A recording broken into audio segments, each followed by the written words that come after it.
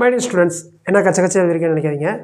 நியூங்கிறது படுகதிரின் அதிர்வெண், நியூ நாட்ங்கிறது பயன் தொடக்க அதிர்வெண், ஆஃப் எம்இ ஸ்கொயர் ஏ காற்றல், வி நாட் நிறுத்து மின்னழுத்தம், ஐங்கிறது மின்னோட்டம், திரும்பி ஐங்கிறது ஒளியின் செறிவு, என்னங்கிறது ஒளி எலக்ட்ரான் எண்ணிக்கை. ஓகே, இப்போ அந்த விதிகளில் பாருங்கள். 5 பாயிண்ட்டு.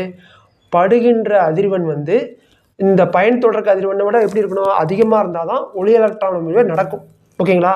சரி, அப்படி அதிகமாக இருந்தால் தான் எலக்ட்ரான்களோட எண்ணிக்கையோ மின்னோட்டமோ யாரை நம்பி இருக்கும்? செறிவை நம்பி இருக்கும். இப்படி இருந்தால் தான் செறிவை நம்பி இருக்கும். இயக்காற்றல் வந்து பெருமை இயக்காற்றல் வந்து செறிவை நம்பி இருக்குமா? இருக்காது.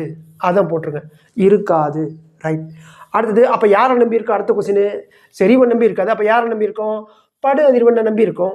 என்ன இருக்காது? காலதாமதம் இருக்காது. ஓகேங்களா? ஒளி படுறதுக்கு எலக்ட்ரான் வெளியே வரதுக்கு காலதாமதம் இருக்காது. ஓகேங்களா?